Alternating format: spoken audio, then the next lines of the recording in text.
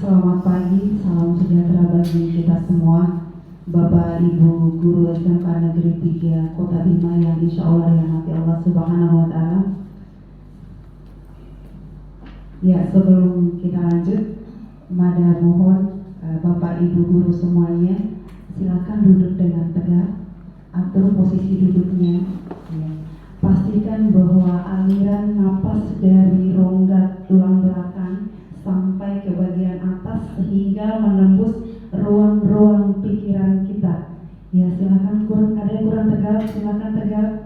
Ya, konsentrasi. Ya, yakinlah bahwa ketika Anda duduk dengan seperti itu bisa menambah umur Anda 4 tahun. Ya. Bapak Ibu percaya? Ya, saya memang tidak percaya sebetulnya. Karena memang itu tidak benar, tidak ada hubungannya sama sekali. Iya, baiklah. Pada kesempatan ini saya adalah calon guru penggerak angkatan 8 dari Kota Bima. Luar biasa, satu kebahagiaan bisa menjadi bagian dari program yang sangat luar biasa ini. Dan untuk tahapannya sekarang, saya sudah sampai di tahapan menyelesaikan modul 1 yang terdiri dari 4 bagian. Yang pertama adalah 1.1 filosofi pemikiran Ki Hajar Dewantara. Kemudian yang kedua, nilai dan peran guru penggerak. Kemudian yang ketiga, visi guru penggerak. Dan yang keempat adalah budaya positif. Nah, ini yang muncul di depan adalah budaya positif, modul 1.4. Untuk nanti saya sampaikan adalah modul 1.4 terkoneksi antar materi. Jadi saya akan mencoba menyampaikan kepada Bapak Ibu guru sekalian apa yang menjadi program yang sedang saya laksanakan sekarang.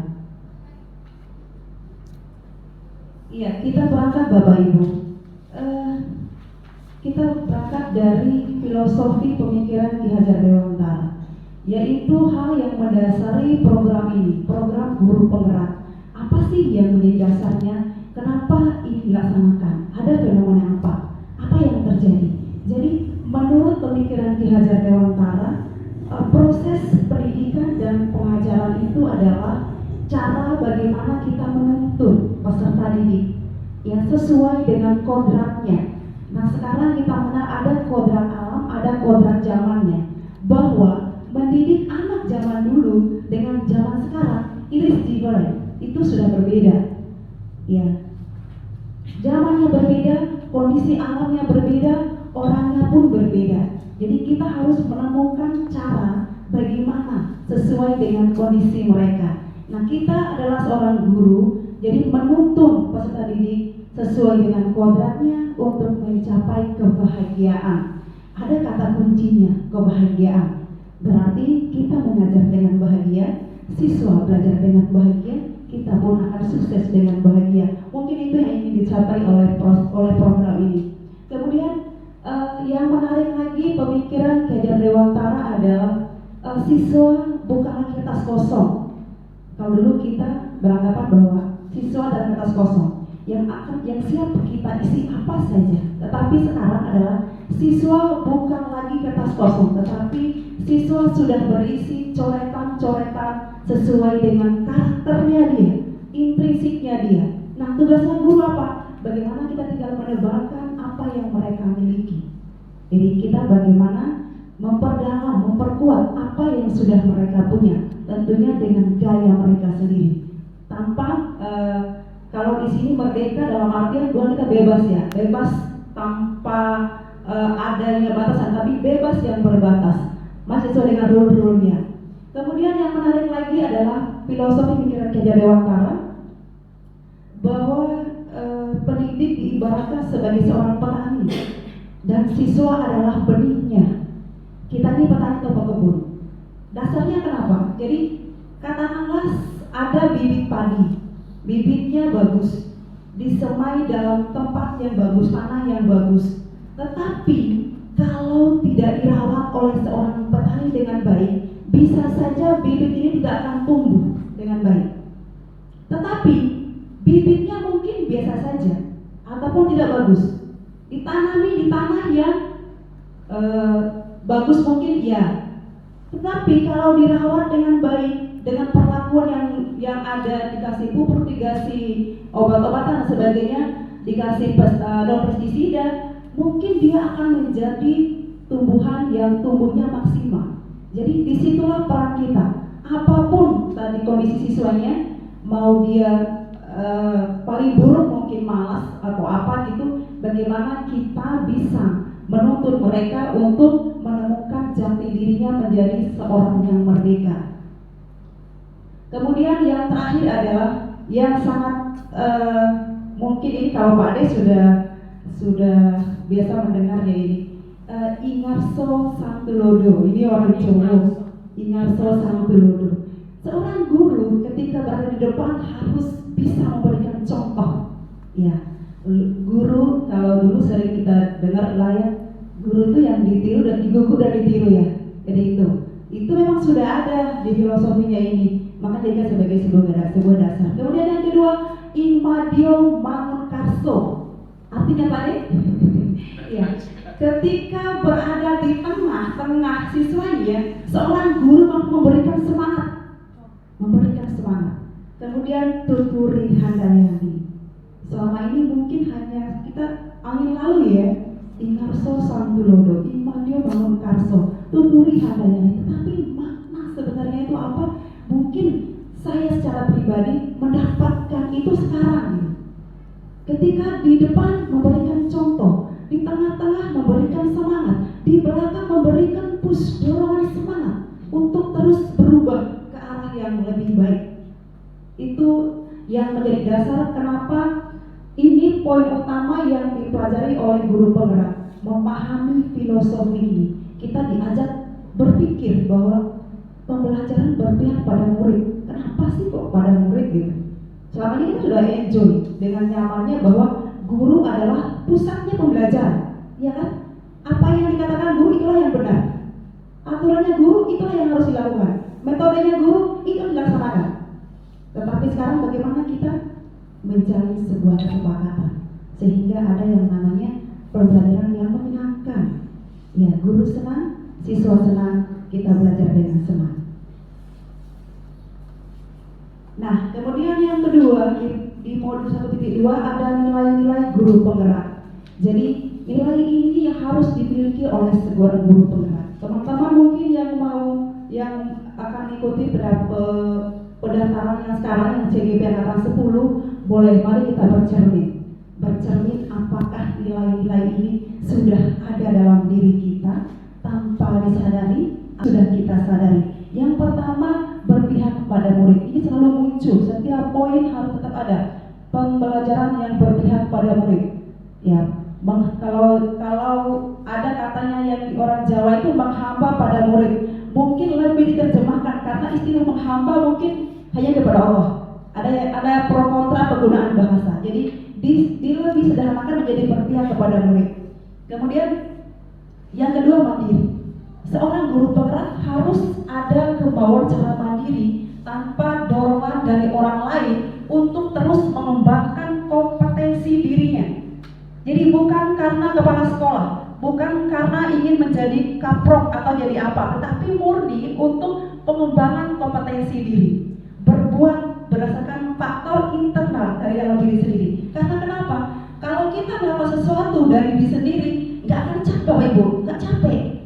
Beda kalau karena eksternalnya, karena dia si A, karena dia B, biar jadi contoh di depan siswa, lama-lama kan capek.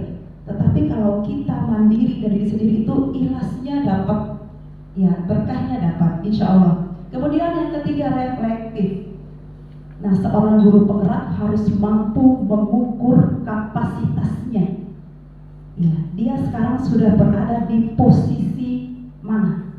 Dia sudah berada di zona mana? Seperti apa dia? Layakkah dia menjadi seorang guru? Layakkah berdiri di depan menjadi seorang pemimpin pembelajaran? Harus mampu merefleksikan dirinya dan melakukan evaluasi. Untuk apa? Untuk melakukan perbaikan dan hal yang baik tidak harus 1-10, tidak. 1,01 itu sudah menuju ke arah yang baik. Tidak mesti harus melejit langsung 1 sampai ke 3 ataupun ke 5. Ya, hal yang baik dimulai dari hal-hal yang kecil. Kemudian berikutnya kolaboratif. Senantiasa menjalin kerjasama, berkolaborasi dengan sesama. Itulah nilai-nilai guru penggerak. Kemudian yang kelima, inovatif. Ini ya, pemerintah sudah punya PNM dan sebagainya. Jadi memang guru itu untuk selalu berinovasi, memiliki kreativitas, mengikuti perkembangan zaman. Jadi itu yang dituntut bagi seorang guru penggerak. Nah, nilai-nilai ini kenapa dituntut harus dimiliki oleh seorang guru penggerak? Untuk menopang perannya sebagai guru penggerak. Guru penggerak punya peran karena dia punya nilai-nilai yang dijunjung tinggi atas dirinya, menopang peran yang harus dia laksanakan. Yang pertama, menjadi pemimpin pembelajaran. Tadi saya katakan bagaimana kita berdiri di depan siswa kita sejumlah 10, 20 orang, 30 orang, layak nggak kita menjadi contoh berdiri di depan. Nah tadi, reflektif diri kita tadi. Itulah peran kita, menjadi pemimpin pembelajaran. Kemana kapal ini akan kita nahkodai? Apakah dia berarah ke kiri atau ke kanan atau lurus ke depan? Itu tergantung seluruh bagaimana seorang pemimpin memandu proses pembelajaran. Kemudian yang kedua, menjadi coach bagi guru lain. Jadi bagaimana mungkin Bapak Ibu melihat mungkin Pak Imam atau Bu Wit atau Pak Saiful, bagaimana beliau-beliau mencoba melakukan mentoringnya kepada teman-teman yang lain, itulah coaching ya. Jadi bagaimana mereka mendampingi, memberikan hal-hal yang baru, berbagi praktik baik. Nah itu yang diharapkan menjadi peran seorang guru penggerak. Kemudian mendorong kolaborasi. Tadi sudah ada nilainya kolaboratif, dia juga harus mendorong kolaboratif, berkoordinasi. Tidak bisa kita sendiri Bapak Ibu. Saya pun di sini tidak bisa sendiri tanpa Bapak Ibu sekarang, tidak akan jadi. Jadi inilah kolaborasi. Bapak Ibu membantu saya mungkin bisa men-sharing beberapa hal yang mungkin bisa bermanfaat bagi Bapak Ibu semuanya. Kemudian yang berikutnya, mewujudkan kepemimpinan murid, strategis. Jadi kita ketika menjadi seorang pemimpin pelajaran, bagaimana kita mentransfer itu kepada siswa kita sehingga siswa kita mampu secara mandiri untuk memerdekakan dirinya dan memerdekakan orang lain. Jadi dia benar-benar ada timbul dari dalam dirinya secara mandiri, ya, bahwa dia mampu bisa secara mandiri ya menjadi seorang pemimpin. Itu ya perannya guru penggerak. Kemudian yang kelima, menggerakkan komunitas praktisi. Di sini saya lihat alhamdulillah sudah jalan musyawarah guru mata pelajarannya MGMP setiap jurusan. Jadi guru penggerak punya peran di situ. Ya.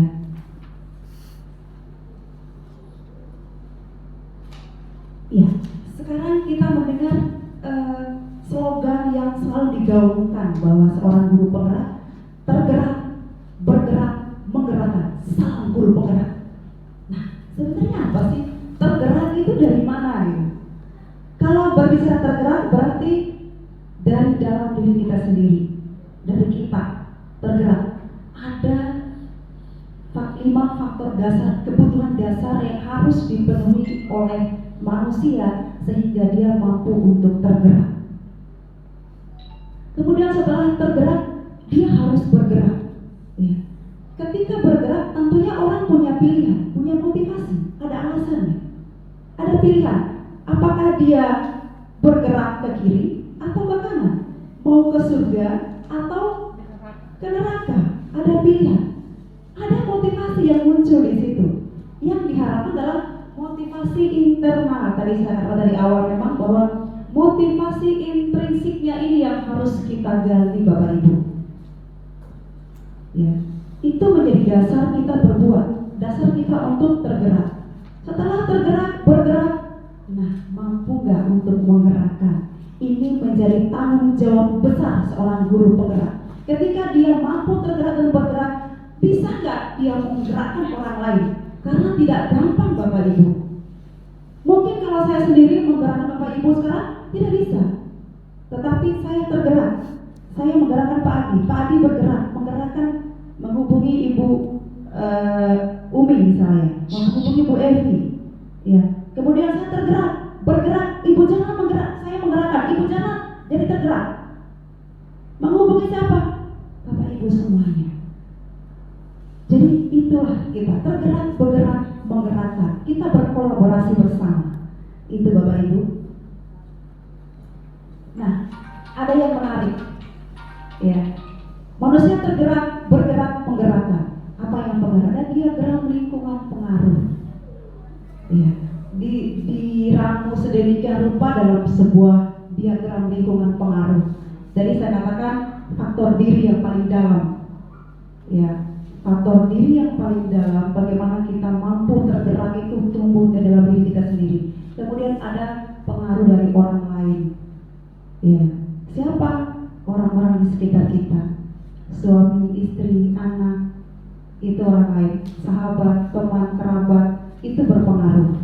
Kalau orang Bima bilang, misalnya kita malampasi lawodo sambean, mas sambean ini mah, malampasi lawodo marongko tene pak. Mati mama ya, coba tele perokok.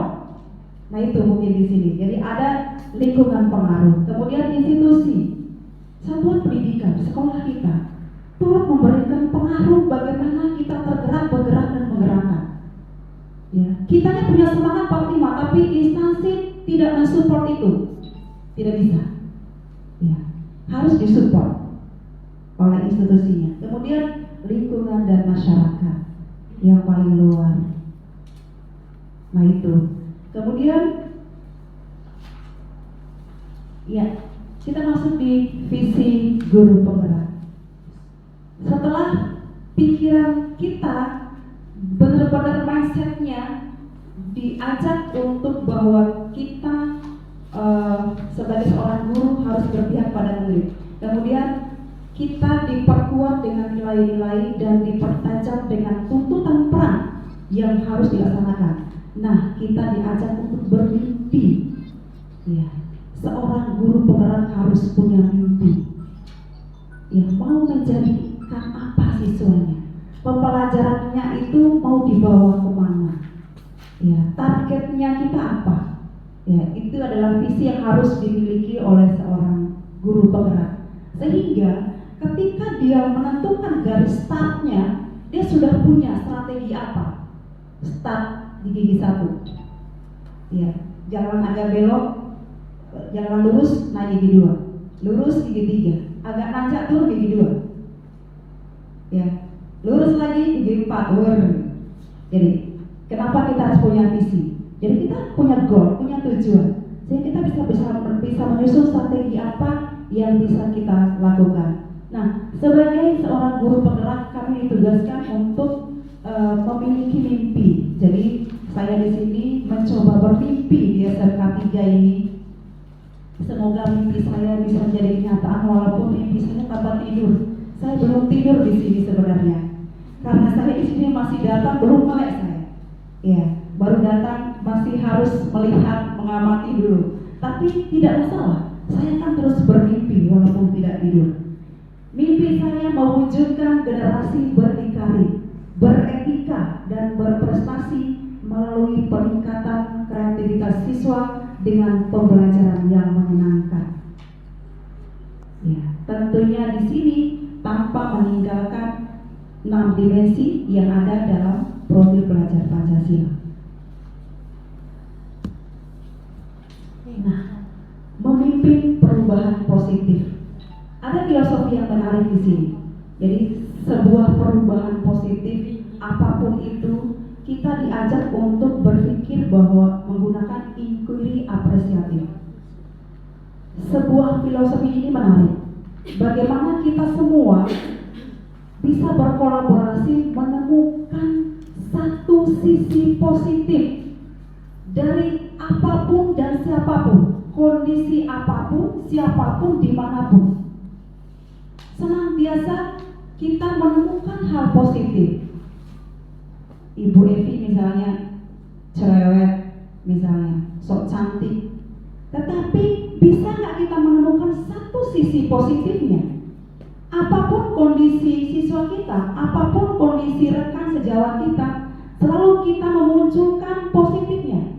Itu mungkin yang familiar orang kalau lagi seminar gitu, be positive thinking gitu. Senang berpikir positif, berbuat positif, melakukan hal positif gitu. Jadi disinilah sudah ada memang, ternyata tanpa kita sadari, sudah KHD itu sedemikian sudah memikirkan itu semua, bahwa seyogyanya kita memandang sesuatu itu, temukanlah positifnya. Sejahat-jahatnya orang, temukan sisi positifnya. Demo di penjara, ini guru BK luar biasa. Masalah siswa apapun pasti beliau-beliau ini mencoba menggali apa ini, alasannya apa. Nah itu, jangan pernah kita beranggapan menjudge bahwa ibu ya kita begitu, belum tahu ya. Jadi sebagaimanapun kita memberikan rating penilaian, temukanlah satu sisi positif yang membuat Anda nyaman dengan dia, sehingga nggak ada lagi rasa gimana-gimana sama orang lain. Nah itu maksudnya. Nah setelah kita punya mimpi, kita mau berubah, bagaimana cara mengelola perubahan positif ini? Ada tahapannya, diatur dalam tahapan BAGJA namanya, BAGJA. Nanti Bapak Ibu yang akan ikut tes angkatan 10 ini kalau lulus nanti akan familiar dengan ini BAGJA ini. Bagaimana caranya kita mau berubah? Yang pertama, buat pertanyaan utama, B. Apa yang harus saya lakukan untuk berubah? Apa? Tentunya kita punya harus ada itu bertanya, dan mau berubah kemana? Ya, harus buat pertanyaan seperti itu. Kemudian yang kedua, ambil pelajaran. Siapa yang kira-kira sudah? Kalau misalnya mau ikut CGP angkatan 10, berarti ambil pelajaran, saya ambil pelajaran di UI, di Pak Imam, di Pak Saiful. Saya koordinasi. Pak Imam gimana saya? Saya mau pendampingan nih, gimana persiapannya apa? Gini, Bu Yati gini. Bu Wit bilang, oh iya, Bu Yati itu ikuti alur ini. Kalau Pak Saiful begini. Dari 3 orang saya padukan. Oh iya, itu 1, 2, 3 ada gaya sendiri. Saya pun punya gaya sendiri, tanpa meninggalkan masukan dari orang-orang bertiga ini. Jadi itu, kita berguru pada siapa saja. Kemudian berikutnya, gali mimpi. Ya, tadi udah punya visi ya. Kalau saya berubah ke arah ini, nanti kira-kira akan seperti apa? Misalnya saya mau merubah siswa saya itu semuanya pada hari Senin menggunakan topi. Bisa dibayangkan, dari atas bisa dilihat semua pakai topi, pasti keren. Jadi itu, ada mimpi. Ya. Kalau semua siswa masukkan baju pakai ikat pinggang, ada SMK 3-nya, keren. Ada mimpi. Kalau siswa saya senang ikut pelajaran saya, dia kangen, itu yang kita bayangkan. Hari pertama yang hadir 20 orang, hari kedua ada peningkatan 23 orang, hari ketiga ada 24 orang. Berarti Anda sudah terbukti menyenangkan. Ya, lepas dari masalah apa-apa yang lainnya. Kemudian berikutnya, jabarkan rencana. Tentunya kalau kita ingin mencapai sesuatu, kita harus susun strategi. Apa planningnya? Rencana kita apa? Rencana 1, rencana 2. Kalau di UPW pasti Pak Adi, plan A, plan B harus ada, minimal 2 plan. Ya, kalau itu nggak gagal, ada plan C, alternatif. Tidak boleh kehabisan akal untuk menemukan rencana-rencana terkait dengan apa yang kita lakukan. Kemudian berikutnya, atur eksekusi. Nah ini, siap beraksi. Ya, sudah punya mimpi, ya, sudah punya rencana, yuk, let's go. Siap beraksi. Nah, semua itu untuk mencapai sebuah perubahan positif. Nah, ini menjadi pemantik semangat kita semua ketika berbicara sebuah perubahan positif. Jadi bagaimana kita semua bisa menyelaraskan seluruh komponen yang ada untuk mencapai bersama-sama melakukan perubahan ini. Nah, kita masuk di budaya positif. Dari satu filosofi pemikiran, nilai guru penggerak, kemudian tadi ada visi. Nah inilah budaya positif yang ingin kita capai bersama. Budaya itu lahir dari sebuah kebiasaan. Kebiasaan itu sebelumnya terbiasa dulu. Terbiasa, lama-lama menjadi kebiasaan, membudaya, mengakar, menguat dalam hati dan pikiran. Jadi itu budaya. Semoga budayanya yang positif, jangan budaya yang negatif. Ya, kita bangun jam 5.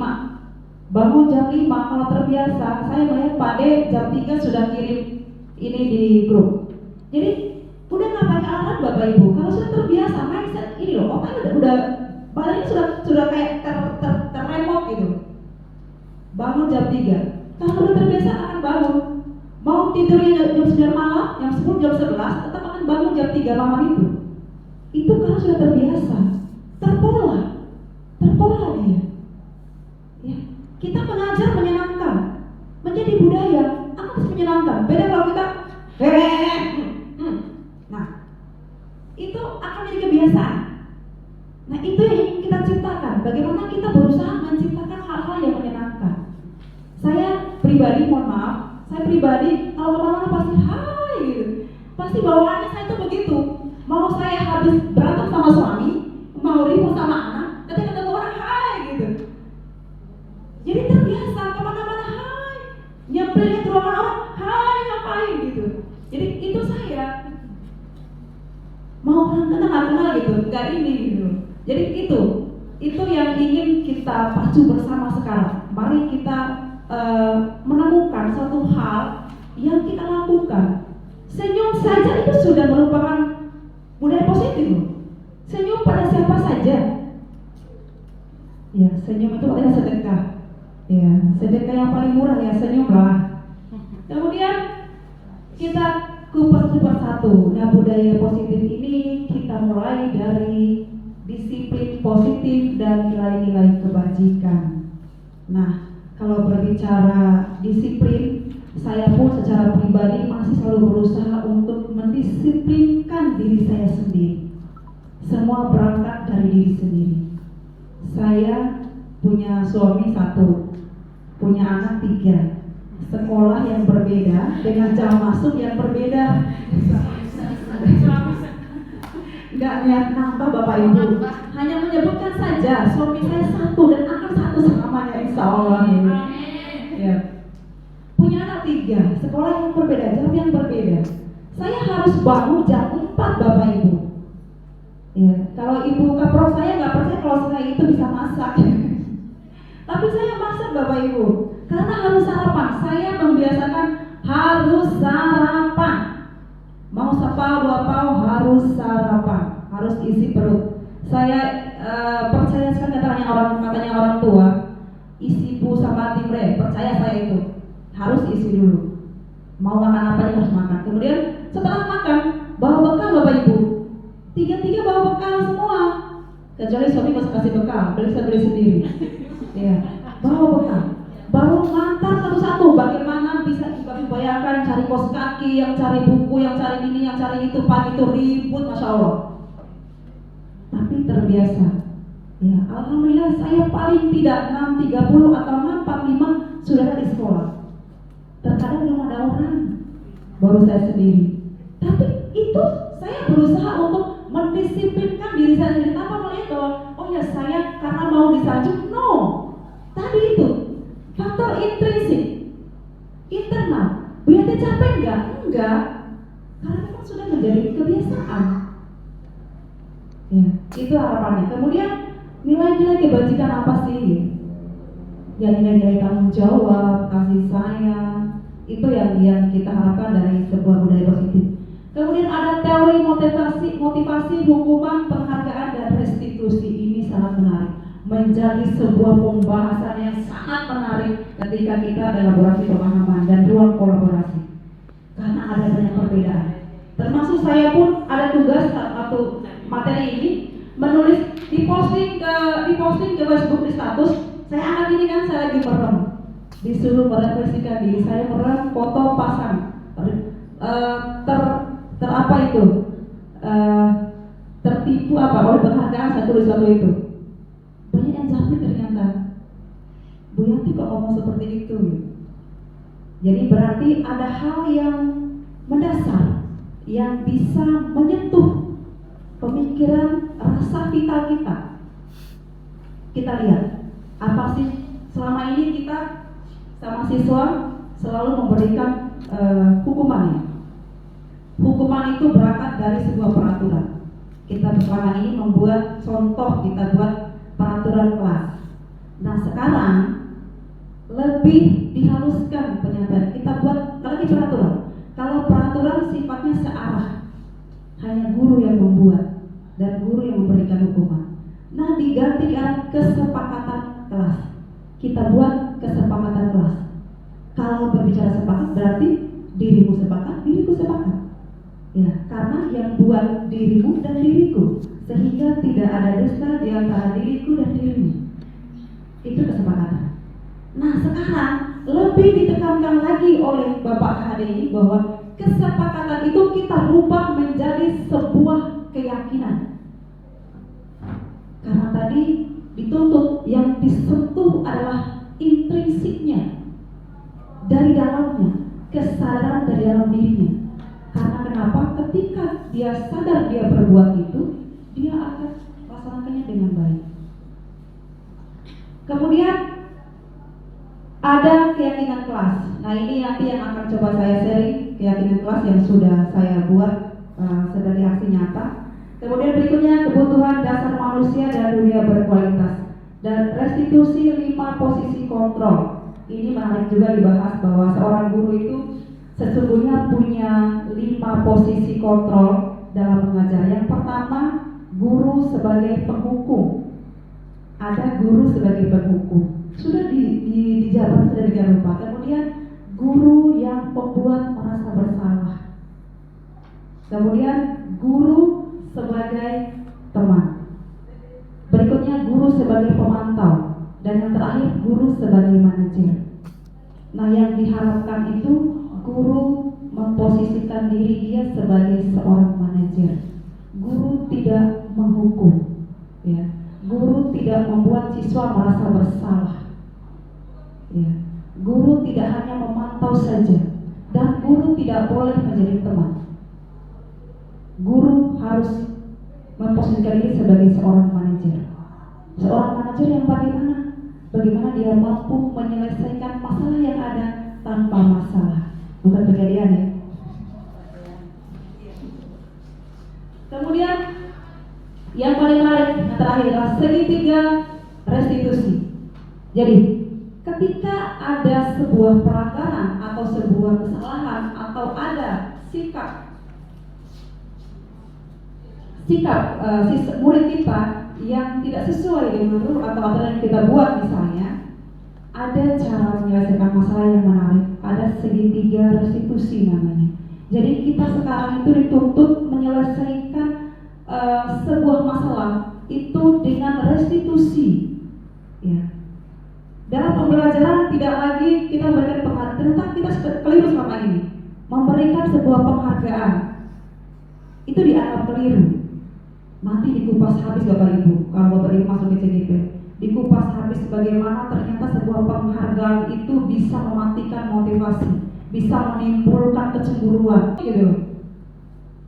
Itu karena mengejar penghargaan. Jadi benar-benar dikaji. Kalau saya berpikir bahwa pertama memang bertolak belakang bahwa siswa yang bersalah saya harus hukum sehingga menimbulkan efek jerah, dan saya anggap itu berhasil. Karena saya melaksanakan itu selama 15 tahun saya mengajar, saya seperti itu, memberikan hukuman yang bersalah, memberikan penghargaan pada yang mengerjakan tugas, memberikan bingkisan.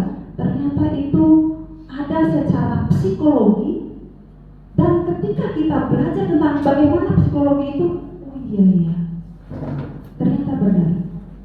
Tetapi bahannya gampang, tidak gampang, tidak segampang itu. Sama saya sampai bilang, ya oke, anak SMK diajar seperti itu. Waduh, karena perubahan pemikiran anak SMK itu masih labil. Hari ini ngomong iya, besok ngomong enggak. Nggak usah besok deh, hari ini. Hari ini patung, ntar lagi enggak. Iya, tetapi memang kita harus mulai menanamkan di mindsetnya. Ada memang memikirkan secara psikologinya memang benar bahwa ketika sebuah hukuman bagaimana dampaknya. Kita coba flashback kita. Sekarang pendidikan dulu kita saat zaman dulu kita kan sering dihukum tuh yang bersalah. Terkadang kita tuh membekas. Lebih membekas guru yang menghukum daripada guru yang baik. Iya nggak sih? Dia kawan si ibu akan membekas. Ya kalau zaman dulu kita dimotivasi. Paling tak boleh ibu guru angkasa tidak matematika. Paling tak hukum bagi buang tidak. Tapi zaman sekarang tidak. Karena banyak fenomena siswa-siswa yang tidak menerima perlakuan gurunya, banyak laporan begini begitu. Nah kalau kita kembali lagi, boleh dari TKN karena aturan begitu, nah tidak akan selesai. Tetapi kalau kita kan secara mendalam memang ada hal yang ingin dicapai tadi saya bilang, benar-benar kesadaran dalam diri sendiri. Karena kalau benar-benar sadar tanpa beban, mereka dituntut untuk merdeka dirinya sehingga mampu memerdekakan dirinya dan memerdekakan orang lain. Jadi itu harapannya. Berat banget, berat sekali. Ya, saya pun mulai mempraktekkan ini sangat berat. Karena kenapa? Ya harus memahami dulu nih. Pembelajaran berdiferensiasi, memetakan dulu nih. Ini yang begini. Oh, waktunya habis bu, nggak ada kerjaan lain. Ya emang begitu. Sekarang kompetensi dimasukkan dalam urutan yang kesekian. Yang pertama kan profil pelajar Pancasila, nilai karakternya. Pintar baca di EA sekarang tinggal dijawab, tinggal mereka masuk voice, EA menjawab sedetail-detailnya. Lebih pintar EA daripada guru. Tetapi nilai karakter tidak bisa diajarkan oleh komputer, tidak bisa oleh laptop, tidak bisa oleh HP. Oleh siapa? Guru. Kita. Jadi tugas beratnya kita. Makanya sekarang coba kalian perhatikan di CP, setiap elemen di CP itu sangat simpel. Contohnya di WW, di CP-nya itu dulu kita KD-nya ada sampai 17. Sekarang CP-nya hanya 5, bayangkan. Hanya 5 dari 16. Dirampingkan materinya, tidak usah berteori Bapak Ibu. Silakan beraksi.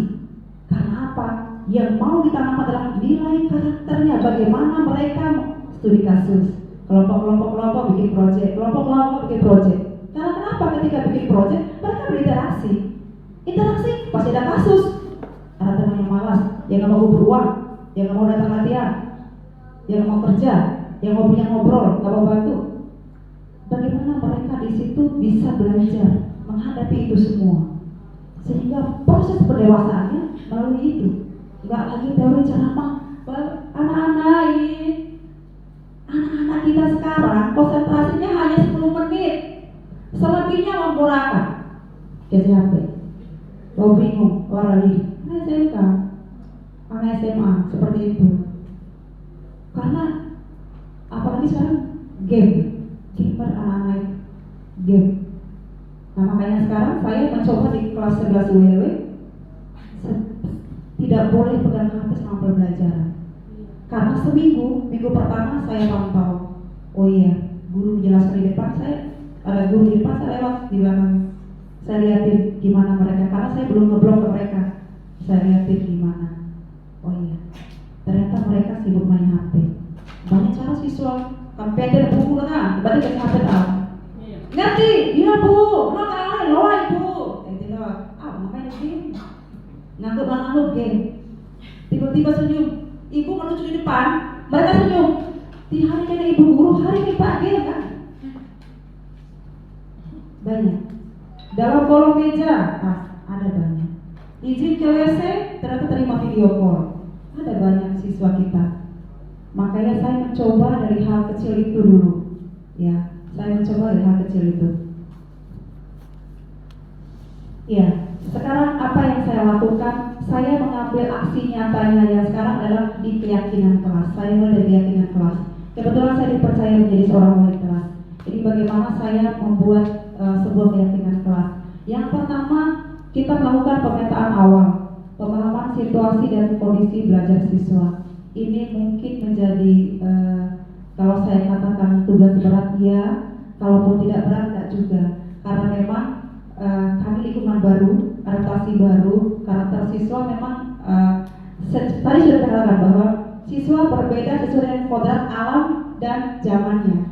Antara wilayah bagian barat dan bagian timur ini memang berbeda karakternya. Kemauannya berbeda, pasti berbeda. Kemampuannya berbeda karena kenapa? Punya latar belakang yang berbeda, keluarga yang berbeda, ekonomi yang berbeda, pendidikan yang berbeda, sosial masyarakat yang berbeda. Jadi saya harus benar-benar memahami itu semua yang pertama. Kemudian menggali potensi si A seperti apa, si B seperti apa, melalui apa? Wawancara, pendekatan. Ya, saya kemarin sudah berusaha mengisi beberapa identitas, termasuk mereka mengkurban ibadah dan sebagainya. Tahu nggak metode wawancaranya apa? Nama orang tuanya siapa? Pekerjaannya apa? Ya, ada loh anak yang tidak tahu nama orang tuanya. Nama lengkap orang tuanya nggak tahu. Misalnya Zainuddin Hamzah, taunya Zainuddin doang atau Hamzah doang. Zainuddin Hamzahnya nggak tahu. Ada. Karena memang zaman sekarang begitu. Nama adik kakaknya ada nggak tahu. Cuma adik kak, Latina, adik kakak, anak ibu yang dikeluaran. Ini kenyataan. Jadi sedemikian tidak ada ikatan dalam satu keluarga loh. Dalam keluarga bisa dibayangkan bagaimana mereka berinteraksi. Ya, kalau saya pribadi ke anak-anak punya nama panjang banget. Tapi harus bisa melafazkan nama masing-masing. Pagi, siapa nama lengkap kakaknya? Titia Pratiwi Andani. Nama abang Muhammad Akbar Pertara ini. Saja nama abang nih, katanya yang kecil. Siti Azhara Andani. Jadi harus dibiasakan. Jadi menumbuhkan rasa kasih sayang kita mulai dari keluarga. Jadi itu mungkin siswa-siswa kita dengan kelakuannya di sini, mungkin mereka butuh sentuhan, butuh kita untuk memperhatikan. Ya, mungkin di keluarga kurang diperhatikan. Kondisi kahire orang tua sekarang ini, di situlah jangan dari rumah pribe, cuma lalu yang langgakan, lain. Tapi kalau anaknya nggak pulang sampai sore itu, main-main aja kayaknya, dan mungkin nggak sadar. Di mana orang tua anaknya. Jadi itulah kondisi yang harus kita gali bersama. Bapak Ibu berat, iya berat. Ya, tapi Bapak Ibu nggak usah khawatir. Ya, yang bilang beratnya bilang, kita jangan. Ya. Berikut membangun komunikasi secara efektif, membangun komunikasi efektif secara intens. Yang coba saya lakukan adalah bagaimana berkomunikasi melalui grup WA-nya. Ya, terus saya intens komunikasi mau didengarkan enggak bodo amat, terus kita komunikasi. Lama-lama kemarin Masya Allah muncul mereka live di halo, ini kita lagi di kelas, kita udah selesai kita formalnya udah selesai ini dia langsung live. Halo, kita lagi di kelas nih, sudah di kelas bersama ibu guru nih. Ibu guru ini yang paling disiplin loh, disiplin banget. Belum zaman sudah masuk, harusnya belum pulang nih, pasti serah tinggal keluar nih. Langsung dilakukan begitu, jangan. Jadi maksudnya tanpa disadari bahwa itulah penilaian gitu loh. Tanpa intervensi dari seorang guru, tapi murni siswa muncul bahwa dia ada pengakuan bahwa oh ini lah ibu guru ini gitu. Jadi itu Bapak Ibu. Jadi kita juga akan dinilai. Bukan kita aja bisa menilai siswa. Siswa akan emang dari Romo, si akan nakar Romo. Jangan terlalu percaya diri Bapak Ibu.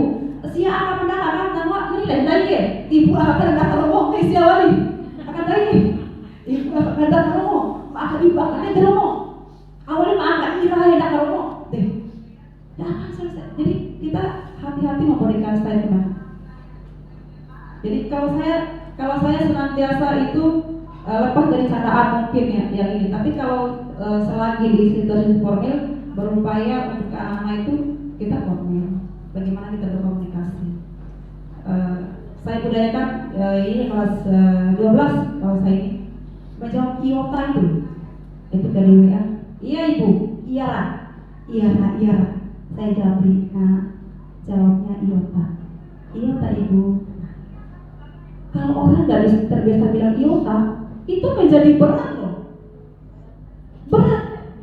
Raja nggih, ya nggak bilang nggak bisa bilang nggih, ya. Ya wis. Ya.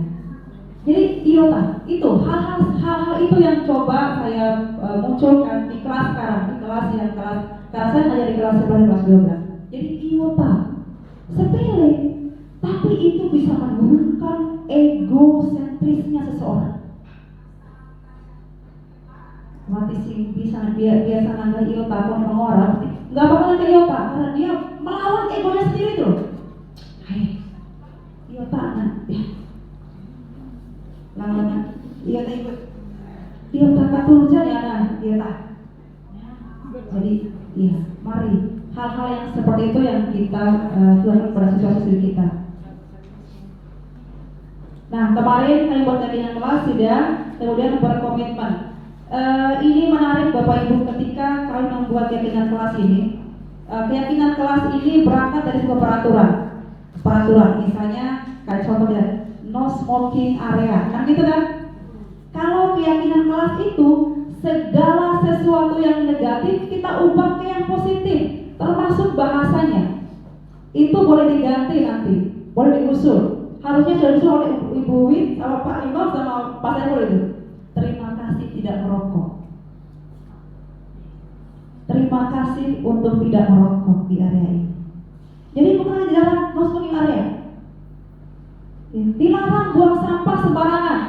Nah, terima kasih tidak membuang sampah di sini.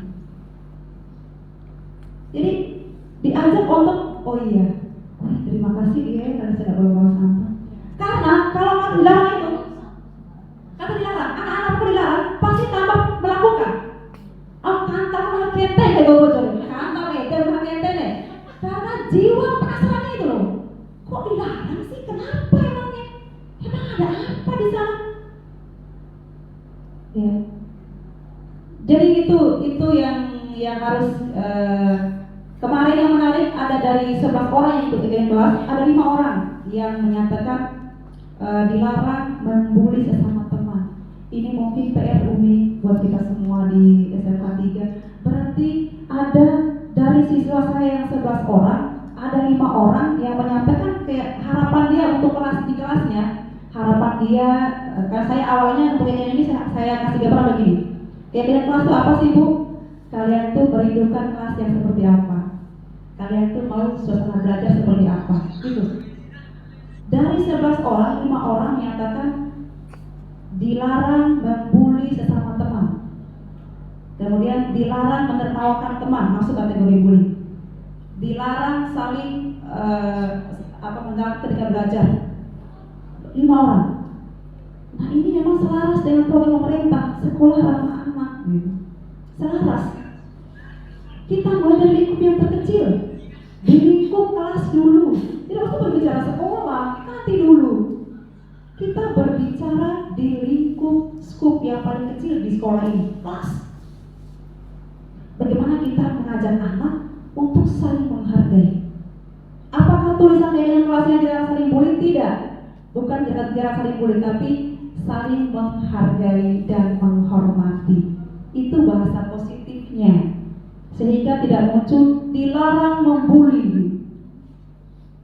Jadi dirubah menjadi sebuah keyakinan. Jadi ketika kita katakan saling menghargai, saling mengasihi, saling menyayangi.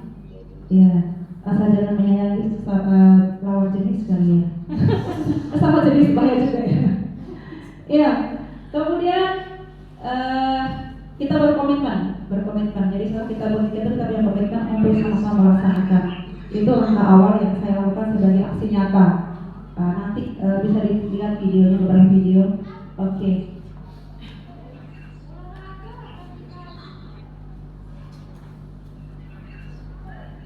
Nah ini saya sudah coba kemarin beberapa kebiasaan. Jadi mereka kita ajak untuk mengumpulkan HP-nya sebelum pembelajaran.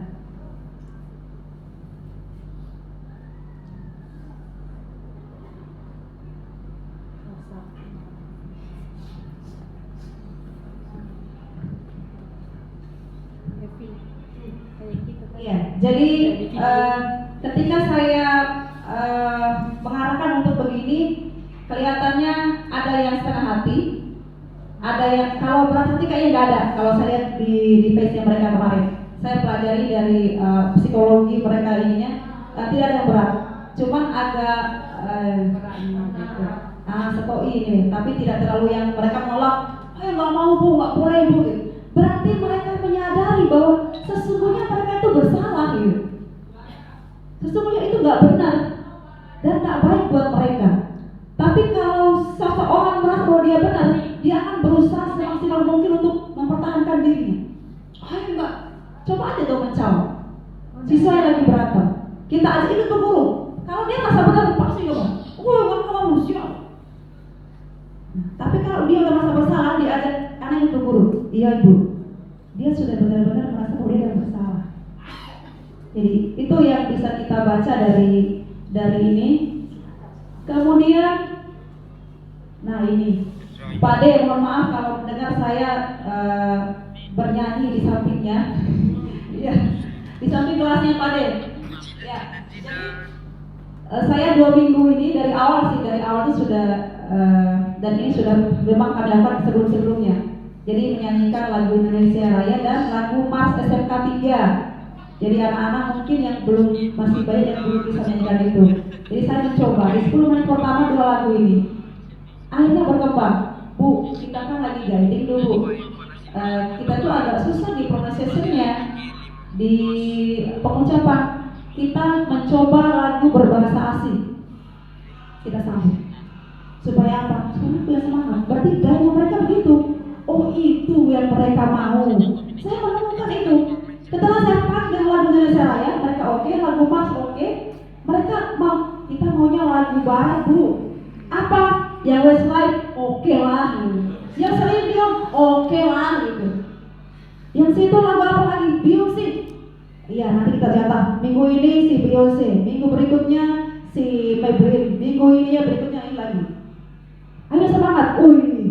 Nanti mata bikin teksnya ibu ya, mata ini kirim ke teman-teman biar terbiasa dengan pengucapannya dan sebagainya. Jadi itu yang diinginkan. Jadi mereka benar-benar dari mereka sendiri. Dalam alhamdulillah mereka mengikuti juga. Saya tidak menyuruh begini loh. Mereka selalu begini berarti, nasionalisme yang tertantang rupanya ya. Saya tidak menyuruhnya apa di Palu mereka begini sendiri. Nampak serius sekali namanya orang-orang ini. Ya saya pun jadi terharu. Ternyata anak-anakku ini masih punya semangat, punya jiwa-jiwa nasionalisme juga. Saya sudah ribet banget ya nasionalisme.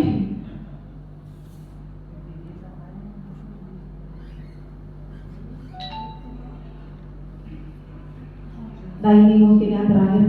Ternyata dalam benak saya bahwa mengajar 11 orang ini akan terasa membosankan, akan terasa mungkin sepi karena hanya 11 orang di kelas. Biasa menghandle 36 orang sampai 43 orang, tiba-tiba di sini hanya 20 orang. Tapi itu sungguh di luar dari benak saya. Ternyata mereka bisa kita ajak untuk lebih heboh, layak seperti sekampung mereka. Ya.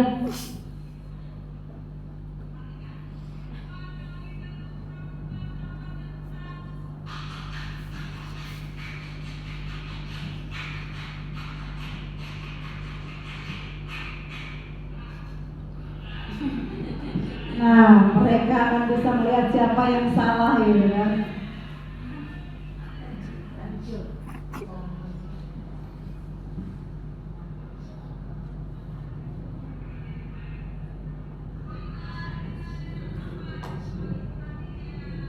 Iya Bapak Ibu, saya di kelas biasa manggil mereka ini abang Jidan gitu, abang Imam gitu. Jadi mereka merasa mungkin lebih dewasa aja gitu. Jadi lebih ketika mau berbuat bagaimana kan malu tuh, abang gitu, abang Jidan, abang Imam, abang Dwi gitu. Nah itu abang Jidan ada di belakang lagi dokumentasi. Bagus tuh abang Jidan. Dan alhamdulillah ini Bapak Ibu alhamdulillah untuk penampilannya di Alhamdulillah ini untuk kelas 12 dan kelas 11 mulai rapi rambutnya Umi. Jadi saya ada senggol-senggol gitu rambutnya meskipun borok-borok kan ini dan bukan itu benar nggak boleh untuk kayak senggol ini. Tapi alhamdulillah sudah mulai rapi, sudah ini alhamdulillah. Jadi kami mulai dari kelas ini kita bertahap, memang tidak bisa kita langsung menuju perubahan positif itu langsung kita balikan banget. Dan alhamdulillah kemarin di waktu upacara ramai alhamdulillah kelas 11, 12 ya 20 orang ya 17 18 ya. Kemudian kelas 11 nya 11 orang, yang kelas 10-nya 10 orang. Jadi minggu sebelumnya saya lihat yang upacara hanya 12 orang dari 3 kelas itu. Minggu sebelumnya. Tapi minggu kemarin udah lupa deh. Jadi hal-hal begitu mungkin ya bisa kita perlahan untuk terus mensupport mereka, memberikan motivasi kepada mereka menuju perubahan positif. Dan saya berharap Bapak Ibu semoga apa yang saya sampaikan bisa bermanfaat, bisa dipetik hikmahnya, diambil barokahnya. Kalau ada yang kurang mohon cukup untuk saya saja, jangan dipublish atau jangan dikonsumsi. Terima kasih atas perhatiannya. Wassalamualaikum warahmatullahi wabarakatuh. Ada yang ingin ditanyakan atau yang ingin di-sharing silakan. Pak Adi.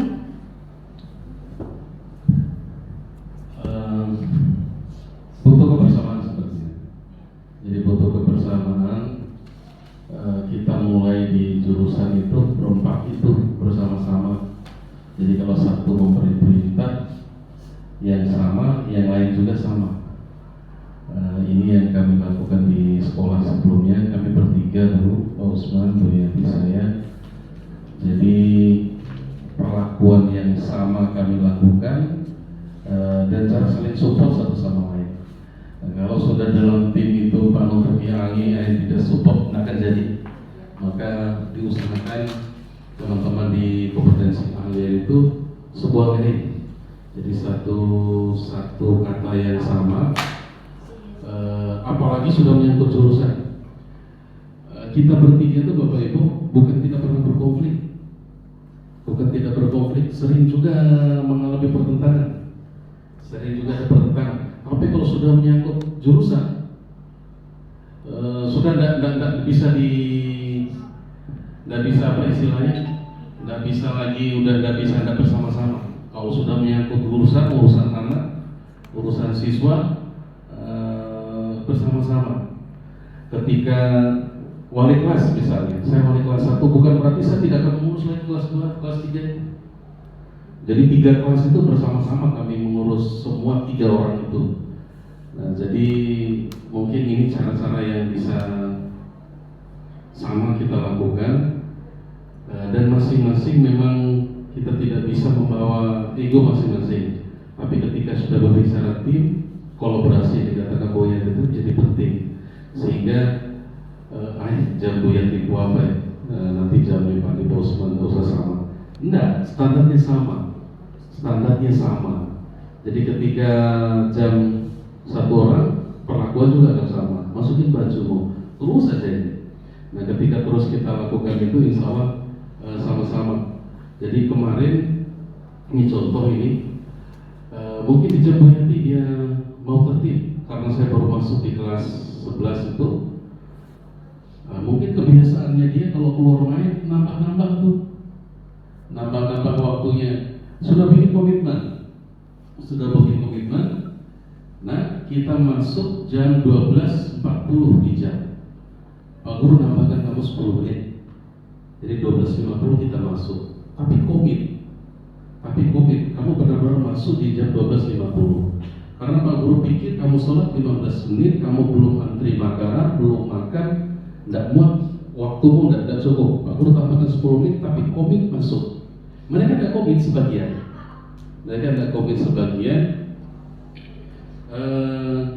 Saya pertanyakan kembali, kenapa bisa terlambat? Antri Pak Guru, kami masa minggu begini belum matang dan sebagainya. Ketika komitmen sudah dibuat, tadi katanya Bu Yati, keyakinan kelas. Ketika komitmen dokumen dibuat. Nah ini baru nasihat awal. Jadi seharusnya mereka udah praktek lagi masuk jadi ceramah jadinya isinya. Jadi saya ceramah. Tapi pertemuan itu ya mungkin akan menjadi kesan dia bahwa pentingnya menghargai komitmen. Bahwa ternyata berubah untuk menjadi kelas yang terbaik itu bukan gurunya yang membuat mereka hebat, tapi diri mereka sendiri yang menghebatkan itu.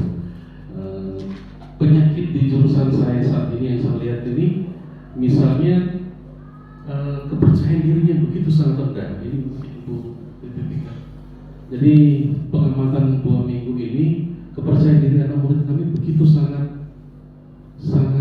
tidak pede sekali.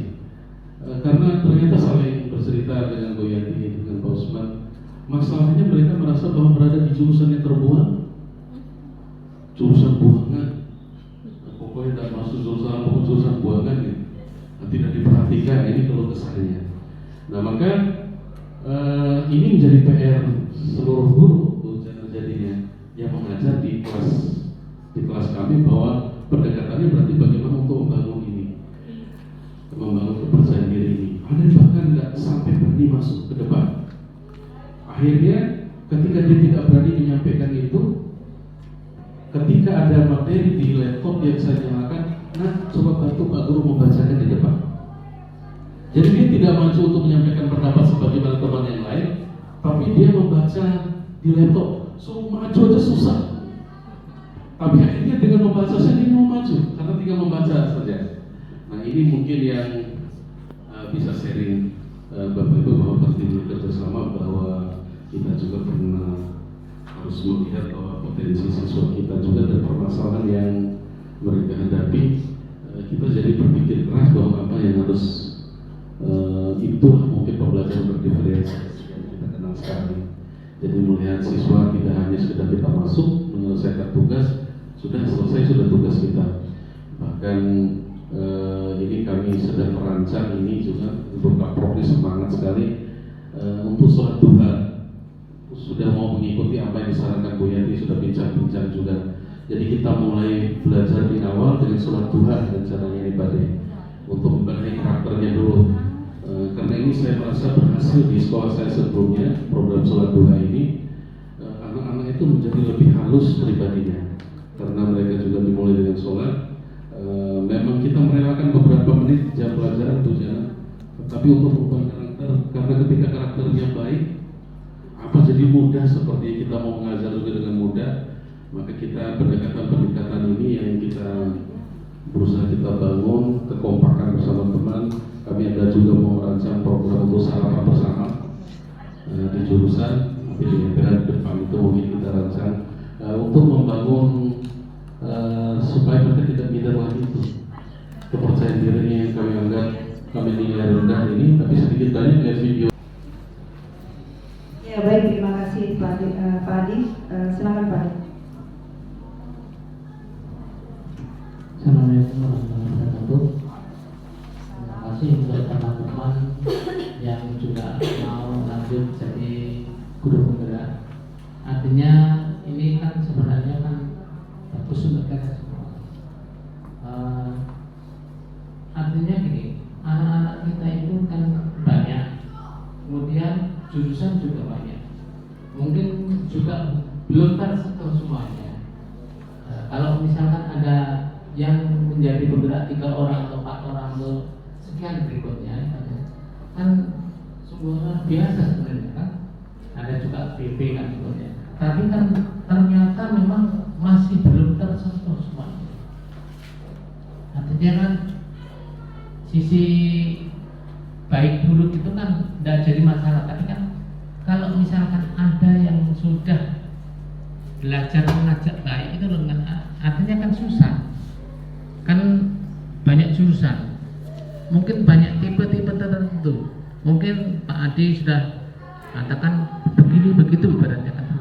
Tapi kan kita ini kan dikatakan mungkin 1-2 hektar ya. 2 hektar ini kan ibaratnya kan luas, dan ada memang jurusan-jurusan tertentu, apalagi yang jurusan dibilang kayu dan ini itu kan tidak enak, karena jurusan yang pertama kayu tekstil itu kan dulu kan sepenuh ini kan ibaratnya mereka, Tapi setelah banyak jurusan, saya sendiri ini kan mengamati, saya nggak ada di tengah-tengah. Saya ada di tengah-tengah itu mengamati. Ada musola, ada WC, ada jurusan kita semuanya yang di dekat situ ibaratnya. Ada yang hal-hal khusus, saya sering menemukan orang-orang yang banyak yang dikatakan kalau di bidang nakal, tapi kan itu biasa kan, anak-anak memang seumuran itu kan seperti itu. Saya sering nangkap yang rokok di belakang musola berapa kali, ada yang loncat pagar dan sebagainya. Tapi kan ya kalau belakang Pak Guru kadang-kadang malu sendiri, kadang-kadang kalau melaporkan ini dibully, banyak orang yang ogah. Tapi kemarin Pak Guru laporkan kan mau bahasa Inggris misalkan, nggak usah sebut namanya ya. Buku itu kan tidak ada yang jilid 1 kan, bahasa Inggris selama itu kan tulisannya kan 3, yang ada cuma itu.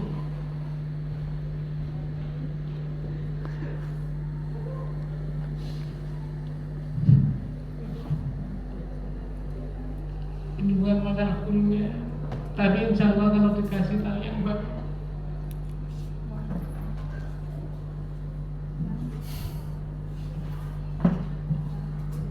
Tidak perlu ibaratnya kan nakutin anak, kan akhirnya kan saya yang maju. Jadi gini Pak, buku yang dipakai itu selama ini dipakai Bapak itu tidak ada yang anak-anak sudah balik-balik, tidak ada yang jilid 1, adanya jilid 3. Kalau itu memang untuk klasika ya adanya itu.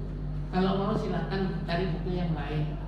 Kalian tidak seperti itu. Jadi ibaratnya kan perlu mungkin anak-anak itu ditemani, karena kan namanya anak takut gini gitu ibaratnya kan.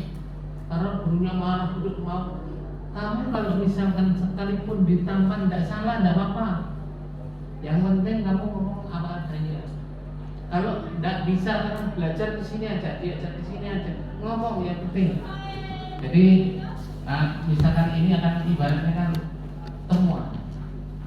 Artinya kan ya buku yang ada, yang misalkan ada juga Pak Guru bahasa Inggris mau minta ini itu, makanya guru buku yang ada itu cuma ini Pak, ganti. Dan guru yang lain itu ibaratnya kan seperti itu juga ada. Jadi tolong dari seputar WC sampai seputar guru kan kita itu ketemu semuanya Pak. Jadi kalian tidak, ini teman-teman yang guru akan berapa tidak ada masalah, beri teladan kalau tidak seperti itu. Sama ketika upacara, kalau Bapak melihat kalau mau upacara itu kayaknya main-main, misalkan lurusnya anak-anak yang baris dan sebagainya ada yang aneh-aneh, saya walaupun dikatakan sakit masih ikut upacara, tidak seperti itu. Jadi balik Ibu Bapak semuanya teman-teman beri teladan yang baik lah. Ya, Waalaikumsalam warahmatullahi wabarakatuh. Ada satu lagi? Ya, silakan. Terima kasih. Assalamualaikum warahmatullahi wabarakatuh. Ya, alhamdulillah. Saya merasa dari penjelasan yang kita berikan, karena memang kebersamaan itu satu titik yang membuat kita berhasil. Cuma di sini memang kita lihat kalau kita berbicara aturan, kayaknya semua melanggar, tidak konsisten dengan apa yang kita harapkan. Jadi berbicara karakter anak untuk menjadi seorang pemimpin itu memang berat pada dasarnya dari hati anak-anak itu sendiri. Karena perubahan sikap itu bukan dari orang lain, kita hanya memberikan ini contoh yang terbaik. Yang terbaik itu adalah anak-anak sendiri dan hati yang bisa merubah dirinya. Kalau saya sebagai ibu BK itu satu ketikan saya buat anak-anak itu, yang bisa merubah hidup kamu itu adalah kamu sendiri. Yang bisa merubah karakter kamu itu adalah kamu sendiri. Kamu mau baik, mau ke arah yang tidak baik, silakan. Satu hal yang perlu kamu tanamkan karakter kamu itu lebih baik dari anak. Itu yang saya tanamkan. Nah, kalau kita berbicara, kita lingkup kita sekolah kita ini saja, saya tidak anggap Bu Yati orang baru ataupun Pak Adi orang baru ataupun Pak Usman orang baru. Saya yakin semua kita adalah guru. Kita bukan pada titik satu sekolah yang kita lalui, tapi berbagai sekolah. Saya pribadi mungkin 4 sekolah yang saya lalui. Tapi memang itu tadi, merubah karakter itu tidak mudah. Tetapi dengan kesabaran kita untuk selalu berubah. Supaya dia paham pada dirinya, oh saya ini siswa, harus disiplin saya dari ujung rambut sampai ujung kaki. Itu yang perlu kita. Tetapi dari wacana yang kita harapkan bersama tadi adalah satu kesepakatan untuk melaksanakan tata tertib di sekolah itu nonsens saya lihat. Karena apa? Saya negur di sini, di sana yang dia tidak lagi negur ketika anak sudah mengeluarkan baju. Makanya saya terus terang tadi saya kecewa. Satu hal saya kecewa, tapi kekecewaan itu saya temukan pada diri saya. Tapi saya mencoba seperti harapan kita semua, harapan Haja Dewantara, bagaimana anak ini bisa berubah. Tadi satu kenyamanan pada dirinya sendiri. Kita berpacu terus, tapi harapan terbesar kita jangan 1-2 orang mungkin seperti yang katanya Pak Wangkit hanya sebelah mata yang ini. Kalau kita sudah masuk lingkup pendidikan jelas kita tiru oleh anak-anak. Makanya saya melihat nih banyak maaf, bukan saya ini semua mungkin pribadi masing-masing seseorang. Tapi marilah kita coba pribadi kita menyatukan untuk ke arah yang baik itu. Tidak saja kita berbicara guru yang mengajar di kelasnya atau anak-anak hanya mengenal guru yang mengajar di kelas, tidak. Tetapi semua guru, semua lini dari jurusan manapun. Kalau kita berbicara, misalnya jurusan tata busana, guru tata busana kadang tidak menegur ke jurusan jurusan kayu, itu salah berat. Semua ada yang di sekolah ini sama punya tugas yang sama untuk mendidik anak-anak kita. Tapi saya tidak ketemukan itu. Jarang saya ketemukan, mungkin 1-2 orang. Karena saya memang luar biasa, mungkin saya guru BK yang dikatakan saya butuh hal-hal seperti itu. Tapi insya Allah niat kita satu tadi, untuk menyatukan persepsi kita ke arah anak-anak yang lebih baik. Saya selalu Bu Yati, terima kasih banyak. Saya sering lihat WA-nya Bu Yati di kelas itu. Alhamdulillah anak-anak bangun pagi-pagi, ditegur pagi-pagi, siap dengan pakaian seragam, luar biasa Bu Yati. Karena memang tiap kelas saya masuki untuk grup itu, saya melihat perkembangan anak-anak di situ. Satu hal mungkin ini yang perlu kita pahami bersama, di grup WA itu kelas, mungkin bapak-bapak ibu yang sudah ada di sini, tolong kita jangan istilahnya anak minta izin di situ lalu kita menyetujuinya, bahwasanya melaporkan di kelas anak ini tidak hadir karena sakit.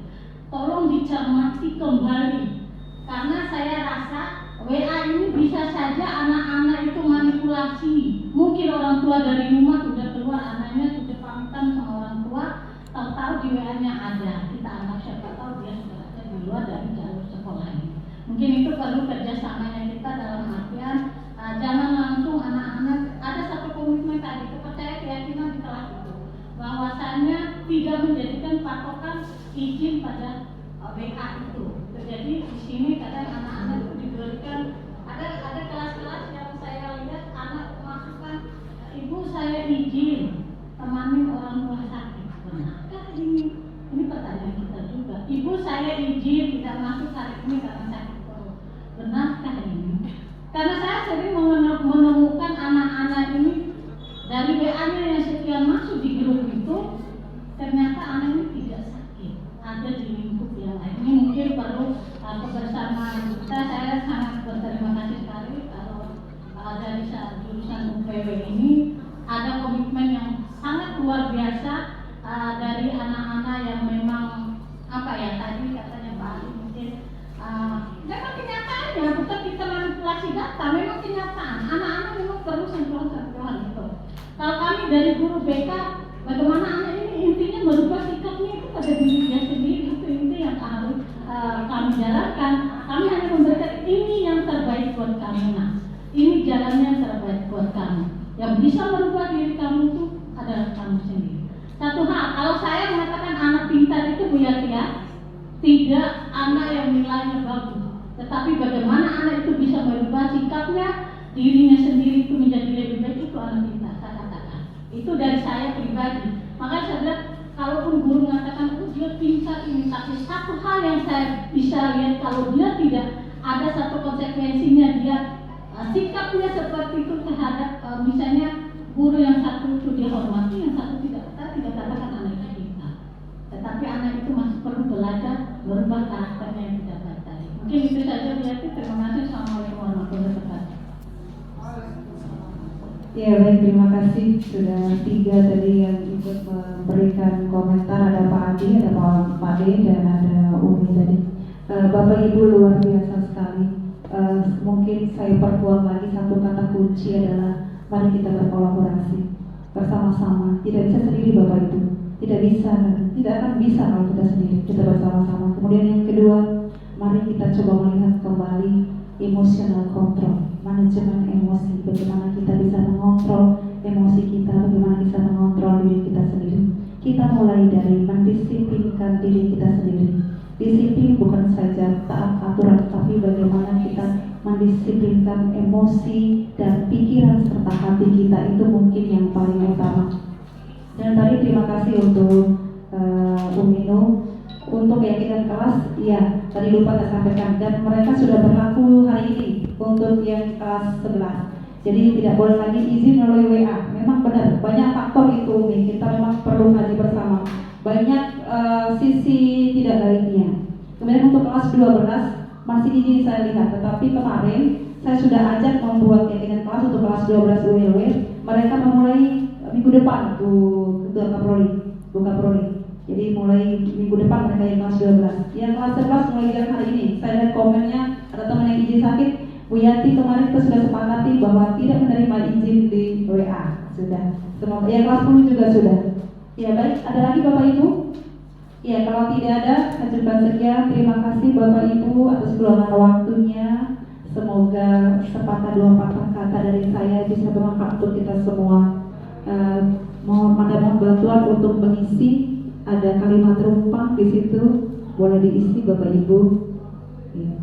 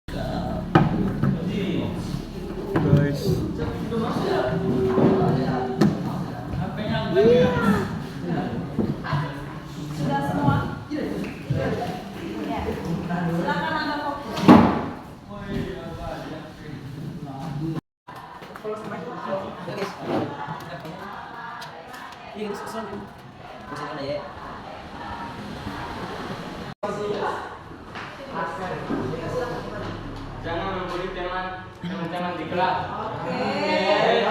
Sepakat ya? Ya. Terima kasih teu buli lambo lalu. Teu buli barang. Akhir sepakat ini ya. Baca lah. Kuman mau.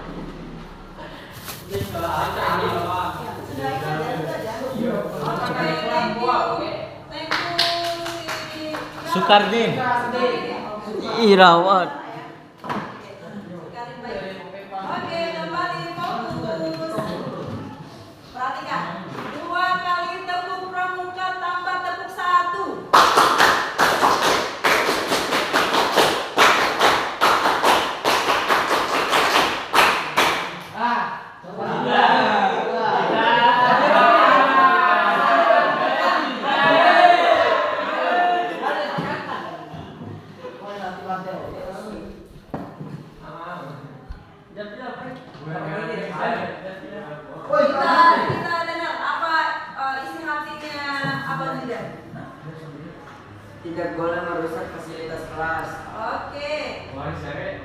menjaga kebersihan lingkungan kelas, selalu melakukan piket kelas sesuai jadwal. Nggak boleh kopi. Kopi 3. Assalamualaikum warahmatullahi wabarakatuh. Saya Usamat Marwan dari kelas 11 ULW SMK Negeri 3 Kota Bima. Kami membuat keyakinan kelas bersama teman kami dan Ibu Yati.